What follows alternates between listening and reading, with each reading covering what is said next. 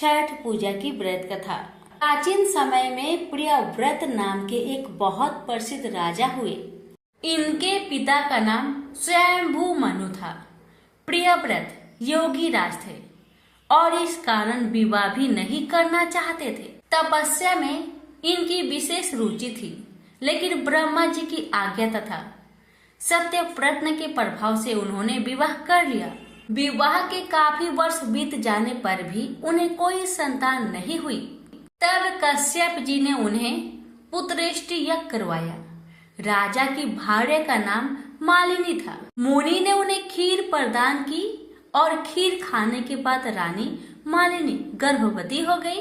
कुछ समय बाद रानी ने स्वर्ण के समान प्रभाव वाले एक कुमार को जन्म दिया, लेकिन सभी अंगों से पूर्ण होने पर भी वह बालक मरा हुआ पैदा हुआ था।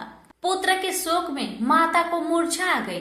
राजा प्रियव्रत उस मृत बालक को लेकर शमशान में गए और उस एकांत भूमि में पुत्र को छाती से चिपकाकर आंखों से आंसुओं की धारा बहाने लगे। तभी वहां एक दिव्य विमान दिखाई पड़ा। शुद्ध अष्टफिक मणि के समान चमकने वाला वह विमान अमूल्य रत्नों से बना था। तेज से जगमगाते हुए उस विमान की रोशनी वस्त्रों से अनुपम शोभा बढ़ रही थी। वह अनेक प्रकार के अद्भुत चित्रों व पुष्पों की माला से सजा हुआ था। उस विमान में मन को मुक्त करने वाली एक सुंदर देवी को राजा प्रियव्रत ने देखा। श्रेष्ठ चंपा के फूल के समान उनका उज्जवल वर्ण था।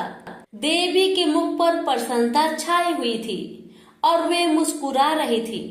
रत्नमयी आभूषण उनकी शोभा बढ़ा रहे थे और योग शास्त्र में परंगत वे देवी भक्तों पर अनुग्रह करने के लिए आतुर थी।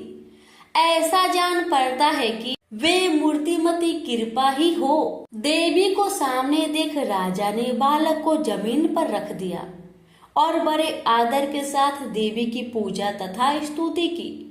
उस समय वे स्कंद की प्रिया देवी षष्ठी अपने तेज से देवी पैमान थी। उनका शांत विग्रह ग्रीष्मकालीन सूर्य के समान चमचमा रहा था। उन्हें प्रसन्न देख राजा ने पूछा, सुशोभने कांते सुब्रते वरारोहे, तुम कौन हो? तुम्हारे पति देव कौन है और तुम किसकी कन्या हो? तुम स्त्रियों में धन्यवाद तथा आदर की पात्र हो। जगत को मंगल प्रदान करने में प्रवीण तथा देवताओं को रण में सहायता पहुंचाने वाली वे भगवती देवसेना थी। पूर्व समय में देवता दैत्यों से परास्त हो चुके थे। इन देवी ने स्वयं सेना बनकर और देवताओं का पक्ष लेकर युद्ध किया था। इनकी कृपा से देवता विजयी हो गए थे, अतएव इनका नाम देवसेना पड़ गया। महाराज प्रियव्रत की बात सुनकर ये उनसे कहने लगी, राजन, मैं ब्रह्मा की मानसी कन्या हूँ। जगत पर शासन करने वाली मुझ देवी का नाम देवसेना है। विधाता ने मुझे उत्पन्न करके स्वामी कार्तिकेय को सौंप दिया है। मैं संपूर्ण मातृकाओं में प्रसिद्ध हूँ। स्कंद की पतिव्रता भार्या होने का गौरव मुझे प्राप्त है। भगवती मूल प्रकृति के छठे अंश से प्रकट होने के कारण विश्व में देवी षष्ठी के नाम से मैं प्रसिद्ध हूँ। मेरे प्रसाद से पुत्रहीन व्यक्ति सुयुक्त पुत्र, प्रियाहीन जन प्रिया, दरिद्री धन तथा कर्मशील पुरुष कर्मों के उत्तम फल प्राप्त करता है। राजन, सुख दुख भय शोक हर्ष मंगल संपत्ति और विपत्ति ये सब कर्म के अनुसार होते हैं। अपने ही कर्म के प्रभाव से पुरुष अनेक पुत्रों का पिता होता है और कुछ पुत्रहीन भी हो जाते हैं। किसी को मरा हुआ पुत्र तो किसी को दीर्घजीवी पुत्र प्राप्त होता है। ये सब कर्म का ही फल है। गुणी अंगहीन अनेक पत्नियों का स्वामी, भार्य रहित रूपवान, रोगी और धर्मी होने में मुख्य कारण कर्म ही है। कर्म के अनुसार ही व्याधि होती है और पुरुष आरोग्यवान भी होता है। अतएव राजन, कर्म सबसे बलवान है। यह बात श्रुति में कही गई है। इस प्रकार कहकर देवी षष्ठी ने उस बालक को उठा लिया और अपने महान ज्ञान के प्रभाव से खेल खेल में ही उसे पुनः जीवित कर दिया। अब राजा ने देखा तो स्वर्ण के समान प्रभाव वाला वह बालक हंस रहा था। अभी महाराज प्रियव्रत उस बालक को देख ही रहे थे कि देवी देवसेना उस बालक को लेकर आकाश में जाने को तैयार हो गई। यह देख राजा के कंठ, ओष्ठ तथा तालु सूख गए। उन्होंने पुनः देवी की स्तुति की। तब संतुष्ट हुई देवी ने राजा से वेदोक्त वचन कहे, तुम स्वयंभू मनु के पुत्र हो, त्रिलोकी में तुम्हारा शासन चलता है। तुम सर्वत्र मेरी पूजा कराओ और स्वयं भी करो, तब मैं तुम्हें कमल के समान मुख वाला यह मनोहर पुत्र प्रदान करूंगी। इसका नाम सुव्रत होगा। इससे सभी गुण तथा विवेक शक्ति विद्यमान रहेगी। यह भगवान नारायण का कलावतार रहेगा तथा प्रधान योगी होगा। इसे पूर्व जन्म की सभी बातें स्मरण रहेगी। क्षत्रियों में श्रेष्ठ यह बालक 100 अश्वमेघ यज्ञ करेगा। सभी इसका सम्मान करेंगे। उत्तम बल से संपन्न होने के कारण यह ऐसी शोभा पाएगा जैसे लाखों हथनियों में सींग। यह धनी गुनी शुद्ध विद्वानों का प्रेम भाजन तथा योगियों, ज्ञानियों एवं तपस्वियों का सिद्ध रूप होगा। त्रिलोकी में इसकी कृति फैल जाएगी। यह सबको संपत्ति प्रदान करेगा। इस प्रकार कहने के पश्चात भगवती देवसेना ने उन्हें वह पुत्र दे दिया। राजा प्रियव्रत ने पूजा की सभी बातें स्वीकार कर ली। इस प्रकार भगवती देवसेना ने उन्हें उत्तम वर देकर स्वर्ग के लिए प्रस्थान किया। राजा भी प्रसन्नचित होकर अपने मंत्रियों के साथ घर लौट आए और पुत्र विषयक सारा वृत्तांत सभी को कह सुनाया। ऐसे प्रिय वचन सुनकर सभी स्त्री पुरुष परम संतुष्ट हो गए। राजा ने सर्वत्र पुत्र प्राप्ति के लिए उपलक्ष्य में मांगलिक कार्य आरंभ करा दिया। भगवती की पूजा की, ब्राह्मणों को बहुत सा धन दान दिया। अभी से कार्तिक महीने की शुक्ल पक्ष की षष्ठी तिथि के अवसर पर भगवती षष्ठी देवी का महाउत्सव यत्न पूर्वक मनाया जाने लगा। बालकों के प्रसव गृह में छठे दिन, 21वें दिन तथा अन्नप्राशन के शुभ समय पर यत्न पूर्वक देवी की पूजा होने लगी। सर्वत्र इसका पूरा प्रचार हो गया और राजा प्रियव्रत भी स्वयं इनकी पूजा करते थे। प्रेम से बोलिए षष्ठी देवी की जय हो। बहुत समय पहले की बात है। किसी गांव में एक जेठानी देवरानी एक साथ रहा करती थी। देवरानी के 2 बच्चे थे, एक लड़का और एक लड़की। लेकिन जेठानी की कोई संतान नहीं थी। घर के सभी लोग, छोटे बड़े, देवरानी, सास ससुर, सभी उसे बाजिन कह के बुलाते थे। लेकिन जेठानी के पति रामलाल अपनी पत्नी का हमेशा सपोर्ट करते थे। रामलाल हमेशा अपने माता पिता से कहता, आप लोग क्यों मेरी पत्नी को बाजिन कह के पुकारते हैं? भगवान की मर्जी के आगे किसी का जोर नहीं चलता, इसलिए आप लोग मेरी पत्नी को कुछ भी ना कहे। रामलाल की पत्नी बहुत पूजा पाठ करती, मगर भगवान ने उसकी सुनी गोद को ना भरी। रामलाल के माता पिता अपने बेटे से कहने लगे, बेटा तुम दूसरा विवाह कर लो, कब तक इस बाजिन के साथ रहोगे? तो रामलाल कहने लगा, माँ पिताजी शादी एक बार होती है, बार बार नहीं। बेटे के बात सुनकर माता पिता ने गुस्से में आकर अपने बड़े बेटे और बहू को घर से निकाल दिया। अब रामलाल अपनी पत्नी को लेकर जंगल में गया। वहीं पर एक झोपड़ी बनाकर रहने लगा। रामलाल जंगल में से लकड़ी काट कर लाता और उसे बाजार में बेचता। जो 2 पैसा मिलता उसी से अपना पेट पाला करते थे। हर सुबह उठकर रामलाल जंगल में चला जाया करता था और रामलाल की पत्नी घर के कामकाज करके पास में ही एक नदी था, वहीं पर बैठकर अपने भाग्य के बारे में सोचा करती थी और भगवान से मन ही मन बातें किया करती थी कि हे भगवान, मुझसे कौन सा अपराध हुआ, कौन सा गलती हुआ जिसके कारण आपने मुझे बाजिन बना दिया? ऐसा कह कह कर सोच सोच कर रोया करती थी और उसकी आंखों के पानी नदी में मिल जाया करते थे। रोज का यही आदत था। जब भी रामलाल सुबह को जंगल में चला जाता लकड़ियां लाने, तो रामलाल की पत्नी घर के कामकाज करके नदी किनारे बैठकर भगवान से मन ही मन बातें किया करती थी और जोर जोर से रोया करती थी और उसके आंसू नदी में गिरा करते थे। एक दिन की बात है, जेठानी की रोना सुनकर, उसकी कष्ट को देखकर गंगा मैया एक बूढ़ी माई के रूप में जेठानी के पास आती है और कहती है, बेटी क्या बात है, रोज तुम नदी किनारे बैठ के रोया करती हो, क्या कोई बात है, क्या कोई तकलीफ है, मुझे बताओ। तो जेठानी कहने लगी, माई मैं क्या बताऊँ आपसे, दुनिया के सभी लोग मुझे बाजिन कहते ही हैं और मेरे घर के सभी लोग भी मुझे बाजिन कह के पुकारते हैं। मेरे शादी के 5 साल बीत गए, मेरा कोई संतान नहीं हुआ, इसी कारण मेरे सास ससुर मुझे और मेरे पति को घर से निकाल दिया है। माँ मुझे इस बाजिन नाम से छुटकारा चाहिए, मैं ऐसा क्या करूँ कि मेरी सूनी गोद भर जाए। तब बूढ़ी माई कहने लगी, बेटी इसमें चिंता की कोई बात नहीं, रोने की कोई बात नहीं, तुम रो मत, अभी कार्तिक का महीना चल रहा है और कार्तिक के महीने की शुक्ल पक्ष की षष्ठी तिथि को षष्ठी माता की पूजा की जाती है और उस दिन सूर्य देव और छठी मैया का पूजन किया जाता है।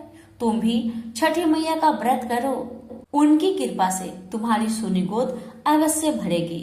फिर जेठानी ने छठ पूजन का विधि विधान बूढ़ी माई से पूछा, तो बूढ़ी माई ने छठी मैया का पूजन का पूरा विधि विधान बताकर वहां से चली जाती है। जब शाम को रामलाल घर में आता है तो पत्नी रामलाल को सारी कहानी बताती है जो बूढ़ी माई ने बताया था। तो रामलाल ने कहा, ठीक है, जैसा बूढ़ी माई ने कहा हम वैसा करके देखते हैं, आगे भगवान की मर्जी। अब तो रामलाल रोज सवेरे उठकर जंगल से ढेर सारी लकड़ियां लाया करता था ताकि लकड़ियां को बेचकर छठ पूजा की पूजन सामग्री का व्यवस्था कर सके। छठी मैया और सूर्य भगवान की कृपा से उसने पैसा इकट्ठा कर लिया और जब छठ पर्व आया तो पूरे विधि विधान के साथ रामलाल की पत्नी ने छठी मैया का व्रत किया। व्रत के प्रभाव से, छठी मैया की कृपा से, सूर्य नारायण की कृपा से रामलाल की पत्नी ने 2 स्वस्थ पुत्रों को जन्म दिया। ये छठी मैया, जैसे आपने उस बाजिन की गोद भरी, वैसे ही हमारी कथा सुनने वाले, कहने वाले, हुक्कार भरने वाले सभी की मनोकामना को पूर्ण करना। जिसके पुत्र है उसकी रक्षा करना, जिसके पुत्र नहीं है उसे पुत्र देना। प्रेम से बोलिए छठी मैया की जय, सूर्य नारायण की जय। सीता माता ने किया सूर्य देव का व्रत। एक मान्यता के अनुसार जब राम सीता 14 साल के लिए वनवास के बाद अयोध्या लौटे, तब रावण वध के पाप से मुक्त होने के लिए उन्होंने ऋषि मुनियों के आदेश पर राज सूर्य यज्ञ करने का फैसला लिया। पूजा के लिए उन्होंने मुग्दल ऋषि को आमंत्रित किया। मुग्दल ऋषि ने माँ सीता पर गंगा जल छिड़ककर पवित्र किया और कार्तिक मास के शुक्ल पक्ष की षष्ठी तिथि को सूर्य देव की उपासना करने का आदेश दिया। इससे सीता ने मुग्दल ऋषि के आश्रम में रहकर 6 दिनों तक सूर्य देव भगवान की पूजा की थी। सप्तमी को सूर्योदय के समय फिर से अनुष्ठान कर सूर्य देव से आशीर्वाद प्राप्त किया था। प्रेम से बोलिए सूर्य देव की जय। बहुत समय पहले की बात है। एक शहर में एक राजा और रानी रहते थे। उनके पास सिपाही, घोड़े, दास दासियां, धन दौलत सब कुछ था, मगर सिर्फ उन्हें संतान नहीं थी। इसी कारण से राजा रानी बहुत दुखी रहते थे।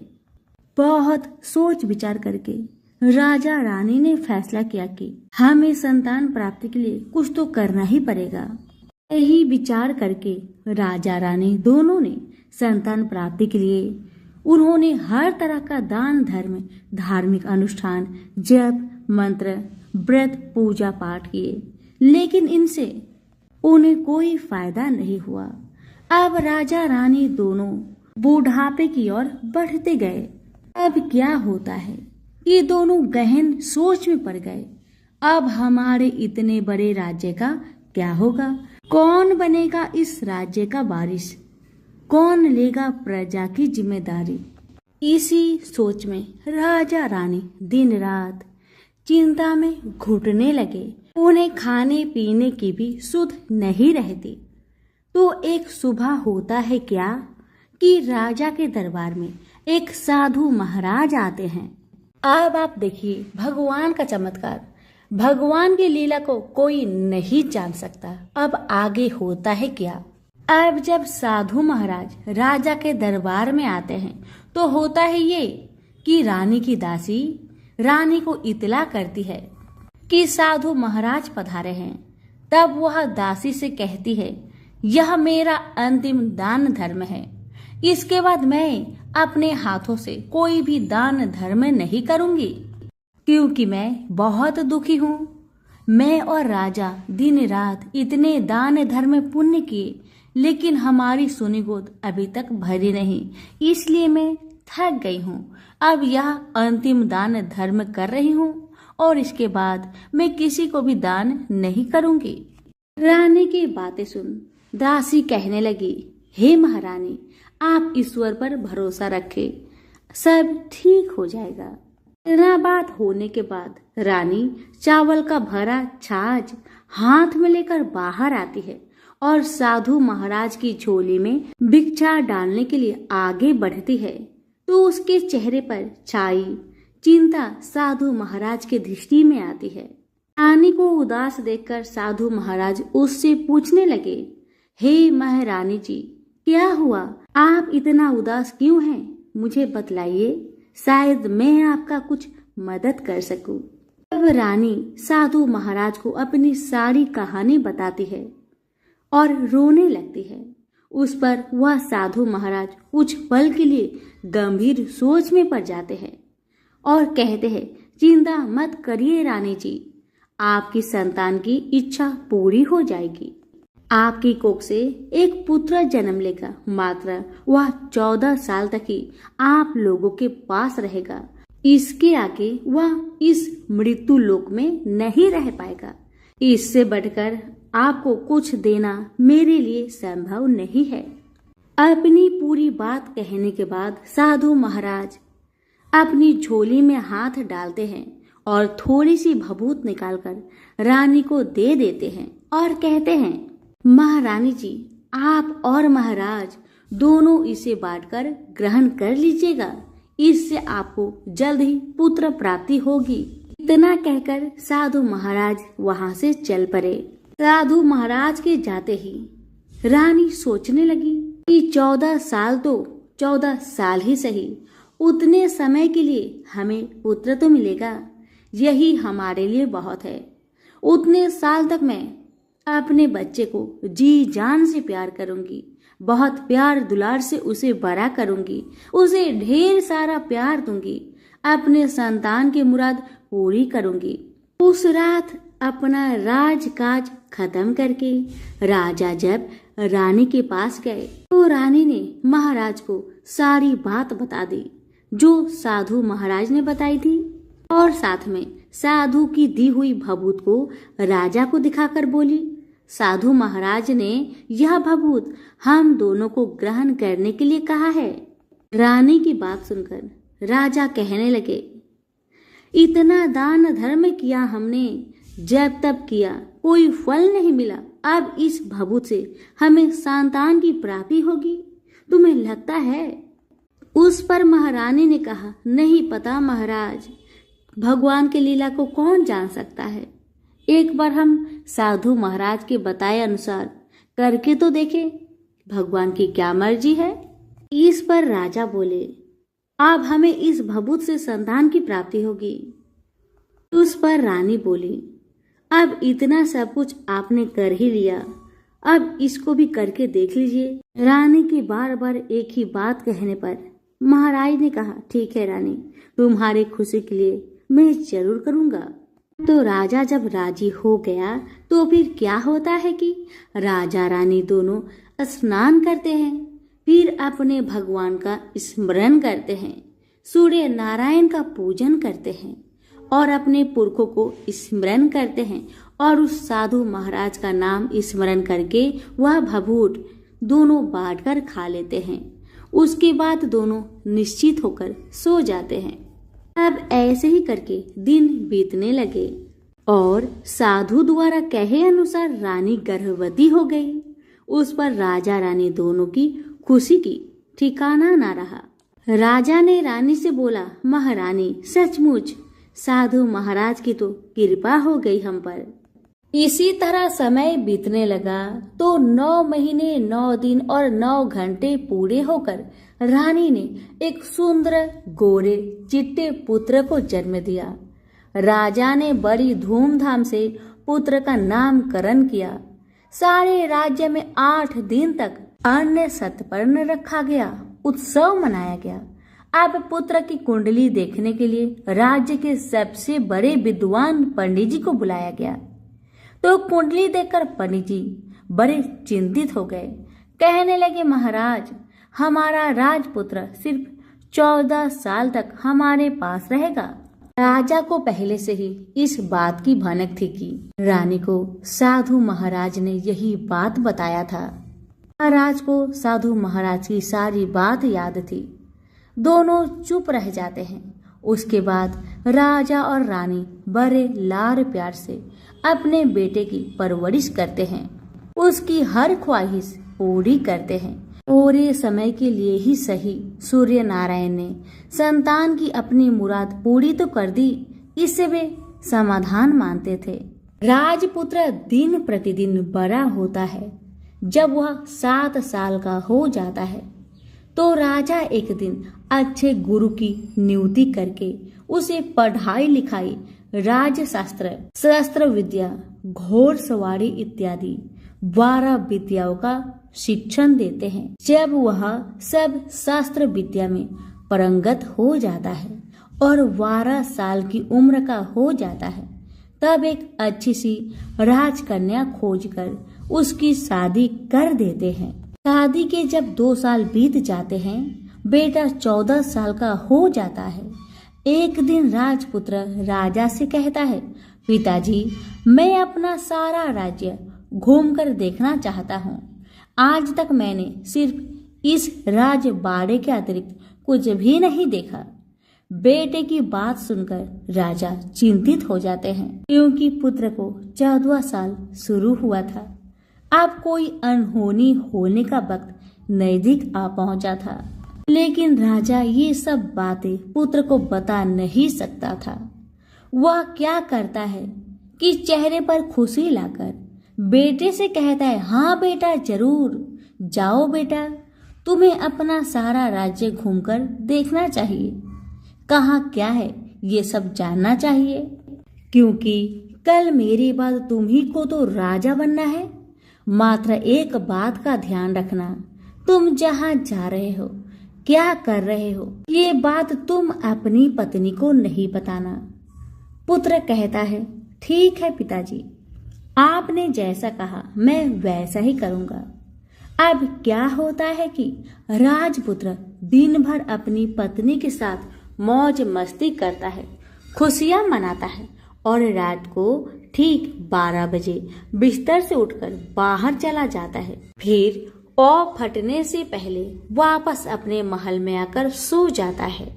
ऐसे बहुत दिनों तक चलता रहा। अब पुत्र का 14वां साल खत्म होने में कुछ ही दिन बाकी रहते हैं। इतने में क्या होता है कि उसकी पत्नी यानी छोटी रानी रात में जाग जाती है। वह देखती है कि बिस्तर पर राजपुत्र है ही नहीं। वह महल में सब जगह देखती है, राजपुत्र कहीं भी नजर नहीं आते। तो वह क्या करेगी, किससे कहेगी? वह चुपचाप रहती है। फिर सुबह होने पर वह देखती है कि उसका पति अपनी जगह में सोया हुआ है। छोटी रानी अपने पति से कुछ पूछती, लेकिन दूसरी रात भी वैसा ही होता है, तीसरी रात भी, चौथी रात भी, ऐसे बहुत दिन तक चलता है। रानी बहुत ही चिंतित हो जाती है। आखिर मेरे पतिदेव रात को कहाँ जाते हैं, किससे मिलने जाते हैं? रानी के मन में ढेर सारे सवाल उठते हैं, लेकिन उसे पूछने में डर लगता था, शायद राजकुमार गुस्सा ना कर बैठे। फिर उसने सोचा, सास ससुर से पूछने के बारे में तो उसकी कुल मर्यादा बीच में आ जाती थी। तो इस तरह मन ही मन वह घुटती रही। इस हालत में उसे खाने पीने में कोई दिलचस्पी नहीं होती। बेचारी पति की चिंता में दुबली पतली होती रही। एक दिन की बात है, उस राज्य में एक फूल बेचने वाली बूढ़ी मालिन थी। वह हमेशा छोटी रानी को फूल देने उसके महल में आती थी। उस बुढ़िया का ध्यान छोटी रानी पर जाता है। वह उससे पूछती है, बेटी तुम्हें किस बात का दुख है? तुम इस तरह सूखकर कांटा क्यों होती जा रही हो? बूढ़ी अम्मा की बातें सुनकर छोटी रानी कहने लगी, क्या बताऊं तुम्हें अम्मा, तुम्हारा राजपुत्र हर रात बिस्तर पर से उठकर कहीं चला जाता है और सुबह भोर होते ही वापस आकर सो जाता है। वह कहाँ जाता है? प्रेमिका से मिलने जाता है क्या? यह सोचकर मैं अन्न जल ग्रहण नहीं कर पाती और सूख सूख कर काटा होते जा रही हूँ। छोटी रानी की बातें सुनकर बूढ़ी अम्मा कहने लगी, मैं तुम्हें एक उपाय बताती हूँ बेटी। तुम ऐसा करना कि आज रात तुम सोना ही मत। आज तुम राजपुत्र के पीछे जाकर देखना कि वह कहाँ जाता है, क्या करता है, उसकी अच्छी से पहरेदारी करना। पर छोटी रानी ने कहा, बूढ़ी अम्मा मुझे नींद आ गई तो मैं क्या करूंगी? इस पर बूढ़ी अम्मा ने छोटी रानी को बताया, बेटी तुम्हें नींद न आए इसलिए एक काम करना, अपने बाएं हाथ की उंगली में एक जख्म करना, उस पर थोड़ी सी लाल मिर्ची छिड़क लेना। उससे तुम्हें बड़ी जलन होगी और उस पीड़ा से तुम्हें रात भर नींद नहीं आएगी। रानी ने बूढ़ी अम्मा के कहे अनुसार करती है। उंगली की जलन से छोटी रानी को बड़ी देर तक नींद नहीं आती, लेकिन बाद में वह सो जाती है। दूसरे दिन सुबह बूढ़ी अम्मा फूल लेकर उसके महल में पहुंची और पूछने लगी, क्या हुआ बेटी, देख पाई कि तुम्हारा पति कहाँ जाते हैं? तब छोटी रानी कहती है, नहीं अम्मा नहीं, पहले कुछ समय जलन के कारण मुझे नींद नहीं आई, पर कुछ देर पश्चात मैं सो गई। अब बूढ़ी अम्मा कहती है, कोई बात नहीं बेटी, आज तुम उंगली पर पहले से थोड़ा बड़ा जख्म करना और ज्यादा मिर्च लगाना। अब छोटी रानी वैसा ही करती है, परंतु वह सिर्फ पति के बिस्तर से उठकर बाहर निकलने वक्त तक जाग पाई थी। वह उसके पीछे नहीं जा सकी क्योंकि उस समय उसकी आंखें मूंद गई थी। दूसरे दिन जब सुबह बुढ़िया आती है तो बूढ़ी अम्मा के पूछने से पहले ही रानी रो रो कर कहती है, अम्मा मैं आज भी उनकी पहरेदारी ठीक तरह नहीं कर पाई। बुढ़िया कहती है, रोना मत बेटी, सब कुछ ठीक हो जाएगा। तुम आज रात जख्म और बड़ा करना और उस पर पहले से ज्यादा मिर्च छिड़कना। और एक काम करना बेटी, जब वह राजकुमार जाने के लिए निकलता है तो उसका रास्ता जरूर रोकना। बूढ़ी अम्मा ने जैसा बताया रानी ने वैसा ही किया। आज रात उसे नींद नहीं आती। पति रात 12 बजे बिस्तर से उठकर जब महल से निकलने के लिए चलने लगा तो वह बुढ़िया ने जैसा बताया वैसा ही करती है। वह फौरन दौड़ कर जाती है और अपना पति का रास्ता रोकती है और कहती है, आप कहाँ जा रहे हो, किससे मिलने जा रहे हो, मुझे बताओ। राजपुत्र अपनी पत्नी को बहुत समझाने की कोशिश करते हैं कि देखो, अगर मैंने तुम्हें वह बताया तो मैं तुम्हें दोबारा नहीं मिल पाऊंगा। तो छोटी रानी कहती है, कोई बात नहीं, आप न मिल पाओ, लेकिन आप रात को कहाँ जाते हो मुझे बताओ। अब राजपुत्र निरुपाय हो जाते हैं।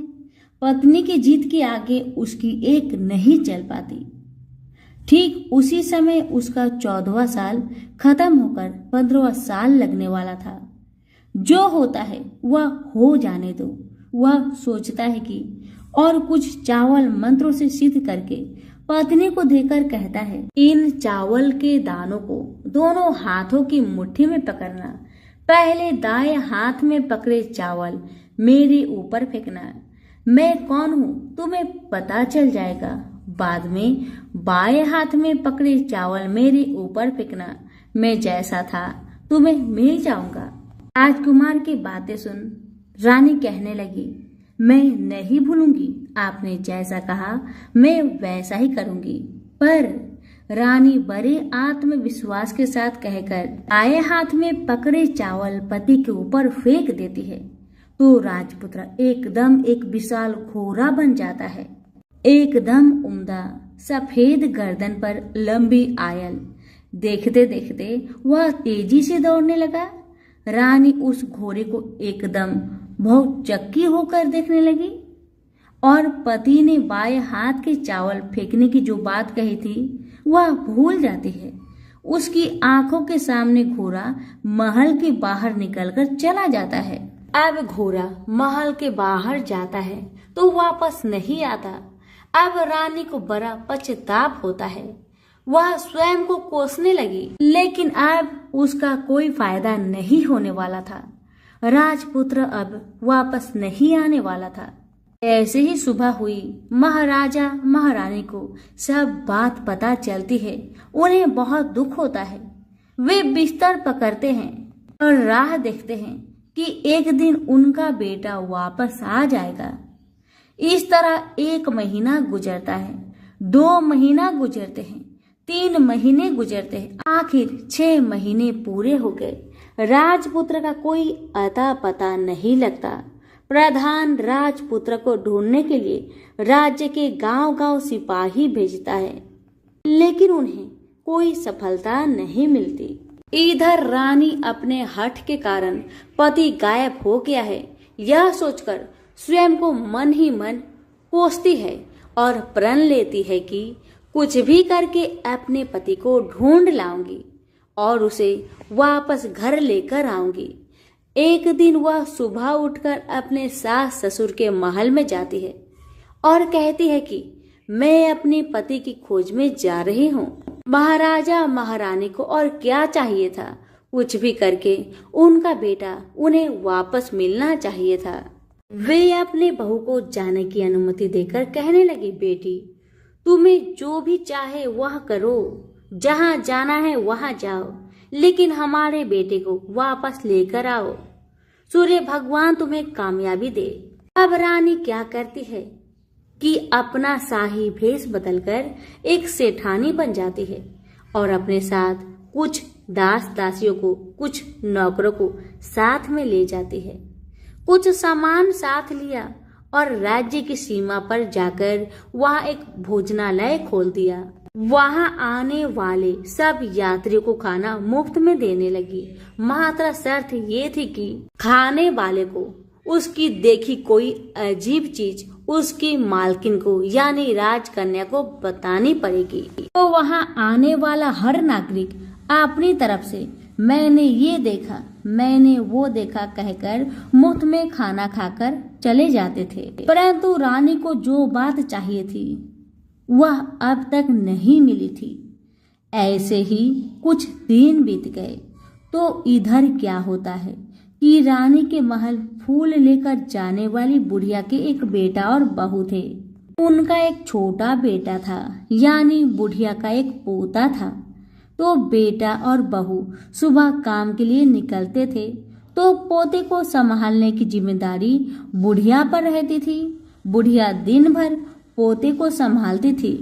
एक दिन होता है क्या कि बुढ़िया को पान खाने की आदत थी, तो पान लगाने के लिए चूना चाहिए था। वह उसे तैयार करने के लिए सीपियां लेकर आई। इन सीपियों भूनने के लिए गोबर के कंडे चाहिए। कंडे इकट्ठे करने के लिए बांस की टोकरी लेकर चरवाहे के मैदान पर गई। वहां बहुत सारे कंडे थे। उन्हें जमा करते करते उसे घर आने में अंधेरा हो गया। इधर और शाम होते ही काम से वापस बेटा बहू घर पहुंचते हैं तो देखा कि बच्चा घर पर अकेला है और रो रहा है। वह दोनों गुस्से से लाल पीले हो गए। इतने में बुढ़िया घर आ पहुंची। बेटा ने पूछा, पोते को घर पर अकेला छोड़कर तुम कहाँ गई थी? बुढ़िया बताने लगी कि मैं गोबर के कंडे इकट्ठे करने गई थी। इस पर बेटा बोला, दोबारा बच्चे को अकेला घर पर छोड़कर यदि कहीं गई तो मैं तुम्हें पीटूंगा। इस पर बुढ़िया कहने लगी, नहीं बेटा नहीं, फिर कभी ऐसा मैं नहीं करूंगी। लेकिन दूसरे ही दिन बुढ़िया वह बात भूल गई और फिर चरवाहे के मैदान पर कंडे इकट्ठा करने चली गई। शाम को जब बेटा बहू काम से वापस लौटे तो देखते हैं कि बच्चा घर पर अकेला है और वह रो रहा है। अब उसके बेटे की सहन शक्ति खत्म होने लगी और बुढ़िया के वापस आने पर उसे घर से निकाल दिया। बुढ़िया रात भर घर के बाहर अंधेरी में बैठी रही और सुबह होते ही हाथ में टोकरी लेकर कंडे इकट्ठा करने के लिए निकल गई। उस दिन उस पर कंडे इकट्ठे करने की मानो पागलपन सवार थी। कंडे इकट्ठा करते करते कब अंधेरा छा गया उसे तो मालूम भी नहीं चला। उसे जब ध्यान आया तो गांव का रास्ता भी ठीक तरह से दिखाई नहीं दे रहा था।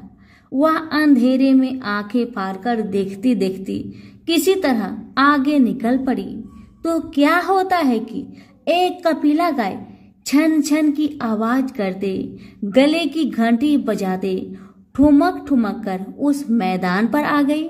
उसे देखकर बुढ़िया सोचने लगी कि इस गाय के पीछे पीछे जाऊंगी तो मैं गांव तक पहुंच जाऊंगी।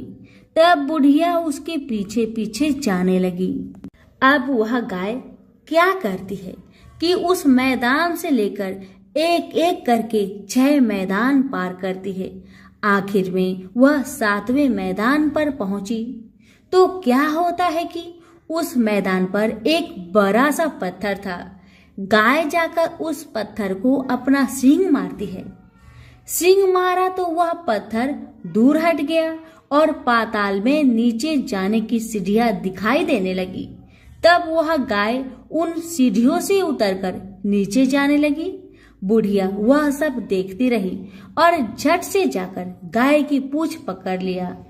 पूंछ पकड़कर वह गाय के साथ नीचे पाताल में पहुंच गई। पाताल में पहुंचते ही तुरंत गाय को छोड़ दी और इधर उधर देखने लगी। वहीं से बूढ़ी माई ने देखा कि पाताल में सब जगह जगमगाहट है, दिया दीप जलते हैं और तेज रोशनी गाय के ऊपर पड़ती है और वहां अद्भुत घटनाएं घटने लगी। गाय के नीचे जाते ही उसके गले में अपने आप साकल पड़ गई और छम छम करके कोई दूधाड़ी में गाय का दूध दुहाने लगी। लेकिन जो भी कोई वह कर रहा है वह मात्र दिखाई नहीं दे रहा। बुढ़िया बहुत घबरा गई, कहाँ आकर फंस गई, इस तरह से सोचने लगी और यहाँ वहां छिपने के लिए जगह ढूंढने लगी। लेकिन उसे कहीं भी जगह नहीं मिली। हर जगह उजाला ही उजाला था। तो वह यूं एक कोने में खड़ी रह गई और जो कुछ सामने हो रहा था उसे चुपचाप देखने लगी। कुछ पल के बाद वहां झट से एक उम्दा सफेद घोड़ा आया। वहां 2 कुंड थे। उसमें से एक कुंड में उस घोड़े ने छलांग लगाई और ऊपर आ गया। अब उसे राजपुत्र का रूप प्राप्त हो गया था। राजपुत्र बनने के बाद उसने दूसरे कुंड के पानी में स्नान किया। वहां रखे नए कपड़े पहने। नजदीक ही एक सुंदर पलंग था, उस पर आकर वह बैठ गया। उसके सामने अपने आप 5 पकवान की थाली आ गई, दूध की एक प्याली आ गई, पान सुपारी आ गए। उसके सामने एक दिया जलता रहा। राजपुत्र ने खाना खाया, दूध पिया, पान सुपारी खाया और बिस्तर पर लेट जाने से पहले सूर्य देव का स्मरण करके सामने जलते दिए से पूछा, दिए दिए दीपंकर, मेरे माता पिता क्या कर रहे हैं? राजपुत्र की बातें सुन दिया बताने लगा कि आपके माता पिता शोक में डूबे हैं। तब राजपुत्र फिर से दिए से पूछने लगा, दिए दिए राज्य कौन संभाल रहा है? तो दिया बताने लगा, प्रधान संभालता है। तब राजपुत्र ने फिर से पूछा, मेरी पत्नी क्या करती है? तो दिया बताने लगा, उसने चौराहे पर भोजनालय शुरू किया है और आते जाते लोगों से वह नई खबर के बारे में पूछती है। प्रिय के यह कहते ही राजपुत्र कहने लगा, ठीक है। उसके बाद वह सो गया। बुढ़िया कोने में खड़ी रहकर यह सब देखती रही। ऐसी अद्भुत घटना उसने जिंदगी में पहली बार देखी थी। उसे अंदर ही अंदर चुलबुलाहट होने लगी। वह अपनी भूख प्यास भी भूल गई और आगे क्या होता है कि उसे उत्सुकता पूर्वक देखने लगती है। लेकिन उसके बाद और कुछ घटनाएं नहीं घटती। रात गुजर गई और सुबह भी हो गई। सुबह होने पर पलंग पर सोया राजपुत्र उठा और फिर से पहले वाले कुंड में छलांग लगाई तो अब वह फिर से घोड़ा बनकर कुंड से बाहर आ गया। बाहर आते ही वह तेजी से उस पाताल नगरी से बाहर निकल गया। लेकिन वह कहाँ गया, बुढ़िया को कुछ पता नहीं चला। उसके बाद पिछली रात की तरह कोई उस गाय का छम छम करके दूध दोहने लगा।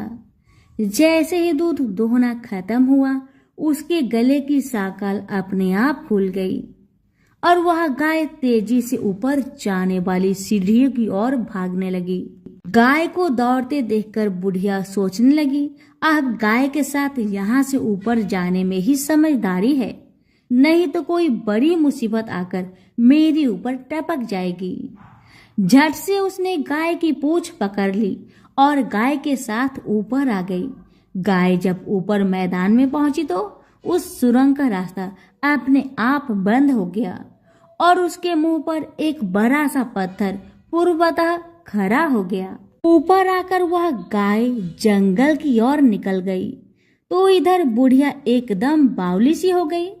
उसने पाताल नगरी में जो कुछ देखा वह जल्दी से जल्दी किसी को बताने के लिए उतावली हो गई।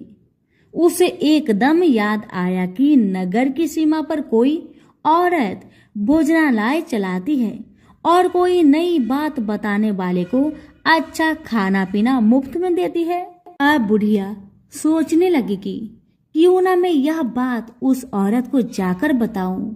यदि उसे यह बात पसंद आ गई तो बाकी जीवन खाने पीने की झंझट से मुक्ति मिलेगी। बुढ़िया ने मन में तय किया और तुरंत उस भोजनालय के द्वार पर टंगे नगाड़े के सामने खड़ी हो गई और जोर जोर से नगाड़ा बजाना शुरू कर दिया। नगाड़े की इस तरह शोर सुनकर मालकिन यानी छोटी रानी मन से प्रसन्न हो जाती है कि शायद कोई बड़ी बात लेकर यहाँ आया है। रानी सिपाहियों को आदेश देती है, जाए और जो कोई आया है उसकी अच्छी खातिरदारी कीजिए। आदेश पाते ही सिपाही नीचे दौड़ गए तो एक बुढ़िया नगाड़ा बजा रही है। उन्होंने पूछा, क्यों रे बुढ़िया, क्या हुआ, क्यों नगाड़ा बजा रही है? बुढ़िया बोली, कुछ नहीं बेटा, यहाँ खाना मिलता है इसलिए मैं यहाँ आई हूँ। खाना चाहिए, मिलेगा? तो सिपाही कहने लगे, तुझे कोई नई बात बतानी पड़ेगी तब तुम्हें खाना मिलेगा। तो बुढ़िया कहने लगी, हाँ बताऊंगी, मुझे एक बात मालूम है। इस पर सिपाही उसे अंदर ले आए। उनको मालकिन का आदेश था कि जो कोई बूढ़ा बुजुर्ग वहां आए उनके साथ अच्छी तरह पेश आना, उनका अच्छा आदर आतिथ्य करना। तो सिपाही ने इस बुढ़िया का भरपूर आदर आतिथ्य किया। उसे बड़ी सी थाली भरकर व्यंजन परोसते हैं। बुढ़िया कुछ दिनों से भूखी थी, वह खाने पर टूट पड़ी। खाना खाने के बाद सिपाही ने उसे नई साड़ी पहनने को दिया। उसके बाद उसे लेकर रानी के पास आए। बुढ़िया और रानी ने तुरंत एक दूसरे को पहचान लिया। बुढ़िया बोली, बेटी तुम हो? और रानी बोली, बूढ़ी अम्मा तुम हो? बड़ी देर तक दोनों भांति भांति की बातें करती रही। आखिर कुंवरनी बुढ़िया से कहने लगी, बूढ़ी अम्मा अब बताओ तुमने क्या नई बात देखी है? बूढ़ी अम्मा कहने लगी, नई बात? मैंने तो कोई नई बात नहीं देखी है। वह तो मेरे पास तुम्हें देने के लिए खाने के लिए पैसे नहीं थे, इसलिए मैंने झूठ कहा और नगाड़ा बजाया। तब रानी ने कहा, बूढ़ी अम्मा तुम घबराना नहीं, मैं किसी को तुम्हारा नाम नहीं बताऊंगी। फिर भी बुढ़िया मैंने देखा, कब देखा करके आनाकानी करने लगी। इस पर कुंवरनी ने उससे कहा, देखो बूढ़ी अम्मा, यदि तुमने मुझे वह नई बात बताई तो जिंदगी भर मैं तुम्हारी देखभाल करूंगी, तुम्हें रानी की तरह रखूंगी। अब बुढ़िया बताने को तैयार हो गई। उसने जो कुछ देखा उस समय चरगाह मैदान पर देखा था, वह सब कुछ कुंवरनी को बता दिया। बुढ़िया की भी बातें सुनकर कुंवरनी को यकीन हो गया कि वह राजपुत्र उसी का पति है। वह तुरंत बुढ़िया से कहने लगी, बूढ़ी अम्मा, मुझे उस जगह पर ले चलो। बूढ़ी अम्मा कहने लगी, नहीं बेटी नहीं, वह पाताल का राज्य है, सांप है वहां पर। यदि किसी ने तुम्हें देख लिया तो तुम्हारी जान खतरे में पड़ सकती है। लेकिन रानी उसकी एक भी नहीं सुनती, उसे उस जगह ले जाने के लिए हठ करने लगी। आखिर में बुढ़िया ने कहा, ठीक है, मैं तुम्हें ले चलती हूँ, पर आज नहीं, कल वहां जाना है, तो शाम को ही जाना है, याद रखना। तो दूसरे दिन दोपहर को रानी बुढ़िया के साथ उस मैदान पर गई और एक जगह छुपकर गाय के आने की राह देखने लगी। दिन ढलते ही अंधेरा घेरने लगा और गाय हमेशा की तरह वहां आ गई। मैदान के उस कोने में जाकर उसने पत्थर पर सींग मारा तो झट से पत्थर हटकर वहां सुरंग में जाने का रास्ता खुल गया। गाय उस रास्ते से नीचे उतरने लगी तो बुढ़िया रानी से कहती है, जल्दी आगे बढ़ो बिटिया, हम गाय की पूंछ पकड़कर नीचे उतरेंगे। तो दोनों गाय की पूंछ पकड़कर नीचे उतर गई। बुढ़िया पहले जिस कोने में छिपी थी उस कोने में छिप गई। अब नीचे सब कुछ पहले जैसा घटित हो रहा था। गाय के गले में अपने आप शकल पड़ गई। कोई अदृश्य रूप से उसका दूध दोहने लगा। एक सफेद उम्दा घोड़ा ने आकर एक कुंड में छलांग लगाया तो राजपुत्र के रूप में ऊपर आया। वह राजपुत्र दूसरे कुंड में नहाने लगा। बाद में उसके सामने खाने की थाली आ गई, दूध की प्याली आ गई, पान सुपारी आ गया। राजपुत्र सब कुछ ग्रहण करके सोने के लिए पलंग पर गया तो सोने से पहले सूर्य देव का स्मरण करके वह दिए से पूछने लगा, दिए दिए दीपंकर, मेरे माता पिता क्या कर रहे हैं? तो दिया कुछ जवाब नहीं देता बल्कि वह पूछने लगता है। तब राजपुत्र को कुछ अघटित हुआ।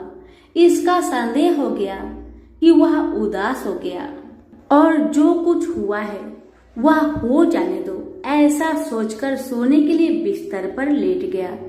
अब रानी का संयम टूट गया। वह दौड़कर अपने पति के पास गई और उसके पैर पकड़ने के लिए आगे बढ़ने लगी। राजपुत्र तुरंत ही अपने पति को पहचान गया। वह झट से पीछे हट गया और चिल्लाने लगा, नहीं नहीं रानी, मुझे मत छूना वरना सर्वनाश हो जाएगा। रानी दोनों हाथ जोड़कर पति से अपनी भूल स्वीकार करने लगी।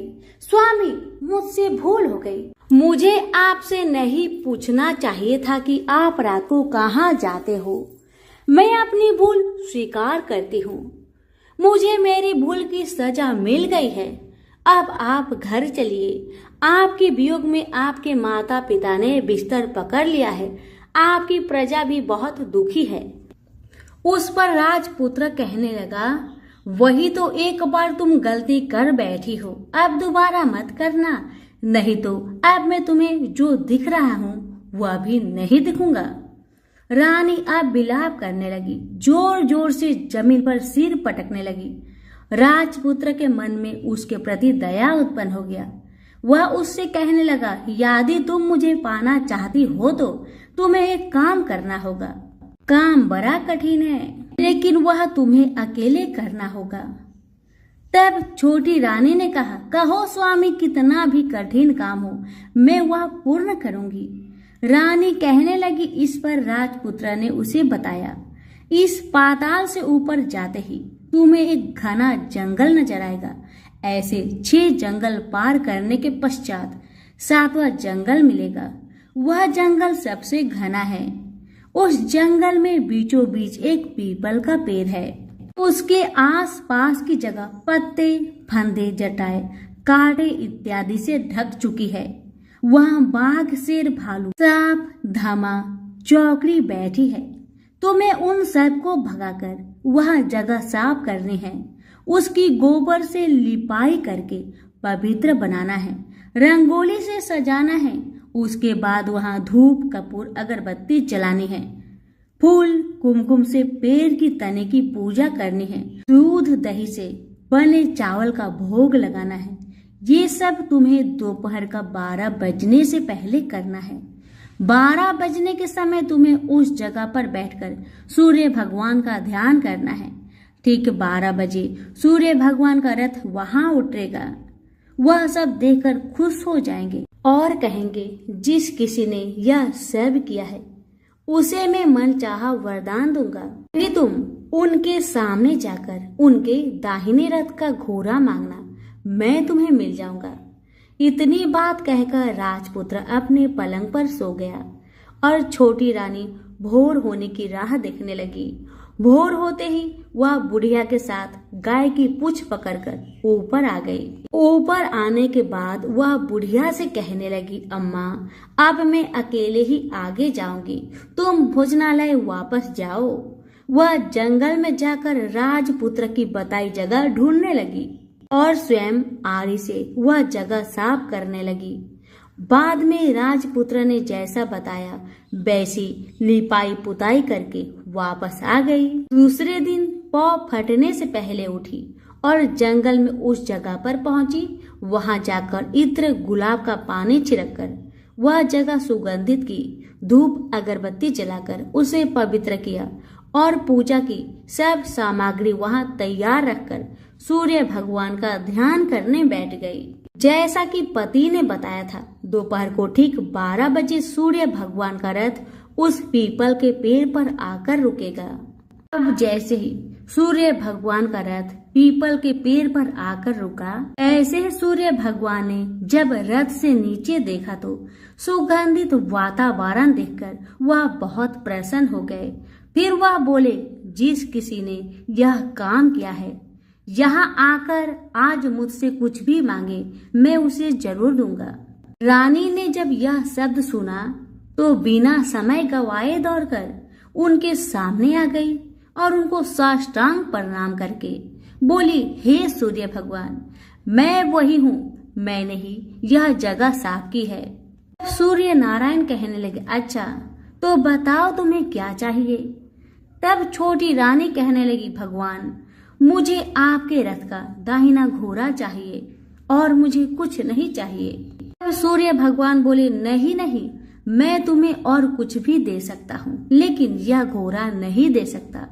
मेरे रथ के 12 घोड़े हैं, तुम चाहो तो कोई और घोड़ा मांग लो, लेकिन यह दाहिना घोड़ा नहीं, वह मैं तुम्हें नहीं दे सकता। छोटी रानी ने एक न सुनी, वह सूर्य देव से एक ही बात बार बार कहती रही, मुझे वही दाहिना घोड़ा दे दीजिए भगवान, मुझे और कुछ न चाहिए, वरना मैं आपके पैरों में गिरकर अपनी जान दे दूंगी।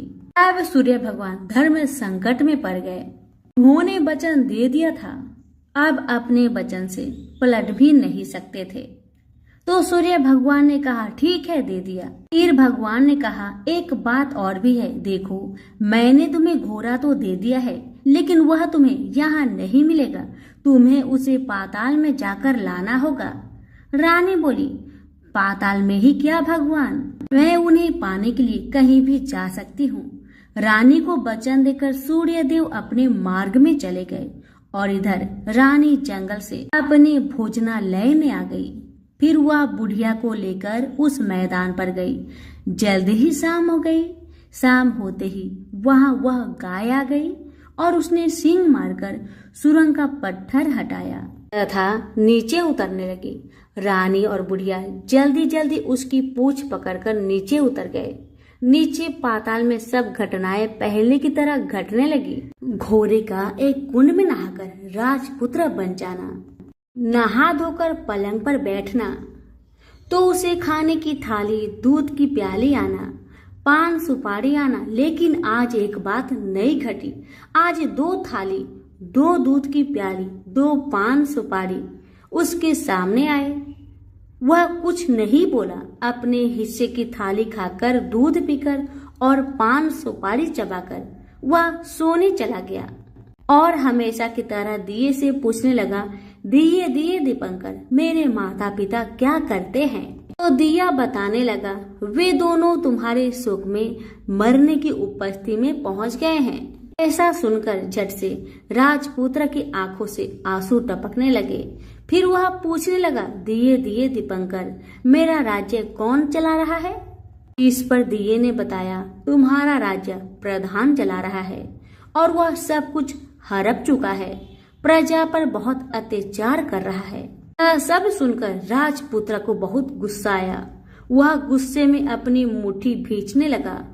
अब वह पूछने लगा, दिए दिए दीपंकर, मेरी पत्नी क्या कर रही है? अब दिया कुछ नहीं बोला, चुप रहा। अब रानी का संयम जवाब दे गया। वह दौड़कर पति के गले लग गई। इस पर राजपुत्र कहने लगा, अब मैं तुम्हें मिल गया।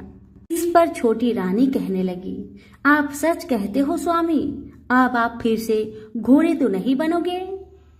तो राजपुत्र कहने लगे, नहीं, दोबारा मैं घोड़ा नहीं बनूंगा। तुमने जो इतने सारे कष्ट उठाए मुझे पाने के लिए, इसलिए सूर्य देव ने मुझे सदा के लिए घोड़े के जन्म से मुक्त कर दिया है। राजपुत्र ने बड़े प्यार से कहा और उसे गले लगाया, उसके आंसू पोंछे। कुछ देर पश्चात भोर हो गई तो गाय की श्रृंखला टूटकर वह ऊपर भूलोक जाने लगी। रानी, राजपुत्र और बुढ़िया उसकी पूंछ पकड़कर ऊपर आ गए। ऊपर आने पर वे सीधे भोजनालय में पहुंचे। वहां का सब सामान लोगों में बांट दिया और उसको ताला लगाकर अपने राज्य में लौट गए। राजपुत्र को वापस आता और उसके तेवर देखकर प्रधान घबरा गया। राजपुत्र ने उसे बंदी बनाकर कैद खाने में डलवा दिया और राज्य की बागडोर अपने हाथ में ले ली। उसके बाद वह अपने माता पिता को मिलने उनके महल में गया। तब राजपुत्र क्या देखता है कि उसके माता पिता उसके शोक में अस्थि पंजर बने हुए हैं। पुत्र को वापस आया देखकर मरणासन राजा रानी की आंखों से आंसू टप टप बहने लगी। इन दोनों ने पुत्र को गले लगाया, उसे प्यार से सहलाया। इतना होने के बाद उनके सेहत में एकदम सुधार आने लगी।